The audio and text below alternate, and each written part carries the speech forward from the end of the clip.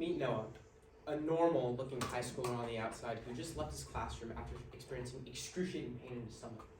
His friends are saying, well, maybe he's hungover, maybe he had an argument with his girlfriend. But in reality, he's in the bathroom filling the toilet bowl up with blood. Noah has an invisible disability called Crohn's disease, and that is one of the symptoms.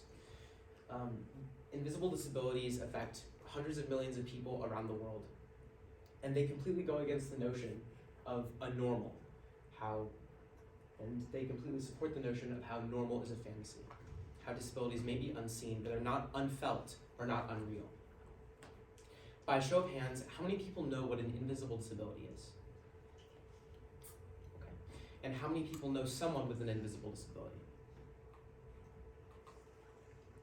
Now, why is normal a fantasy? Well, normal is a usual, typical, something of that sort, a standard that people have to meet. And it's a fantasy because you often don't really see the internal lived experience that's inside somebody. You only see like the outside, and you don't see what's happening inside. Now, according to the Invisible Disability Project, invisible disabilities are disabilities that are not easily seen or recognized, but they're discounted or not often respected. If you would pay attention to the screen up here.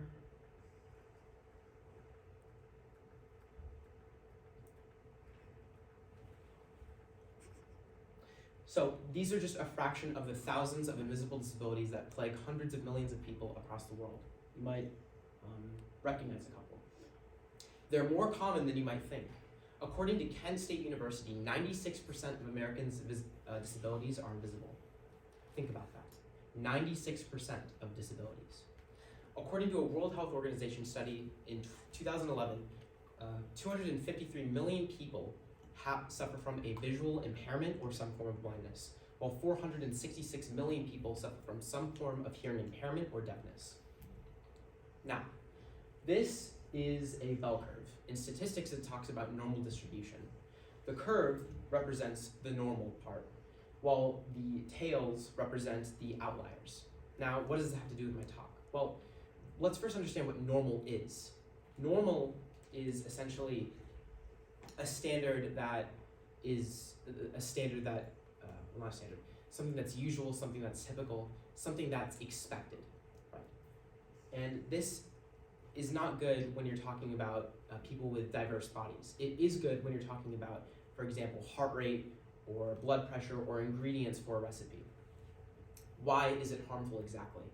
Well, normalcy is harmful because it socially isolates and excludes people with invisible disabilities.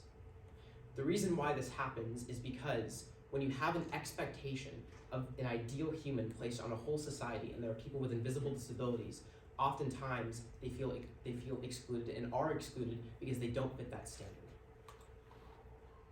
Now, this also leads to certain biases, such as ableism.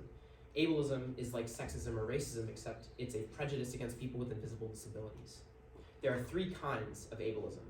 One is institutional ableism, two is intrapersonal ableism, and three is internalized ableism.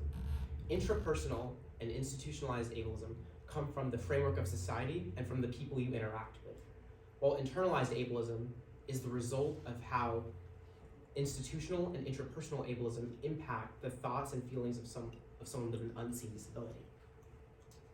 Now, according to Haben Girma, the first ever deafblind graduate of Harvard Law School, in a seeing and hearing classroom, in a seeing and hearing school, and in a seeing and hearing society, this system was developed for people who can see and hear. In this system, I am disabled. I am burdened to step out of my world and reach in to theirs. So what can we do to change? Well, first we can understand that people with unseen disabilities have an internal lived experience, something that is not immediately seen on the outside. We only see people. We think, wow, they're normal, but we don't exactly know what's happening on the inside. From now on, we can also use this information to develop more empathy and understanding with other people we're interacting with. And we can be more kinder and compassionate to those people. So, with that in mind, repeat after me. 1, 2, 3. Normal is a fantasy. Thank you very much.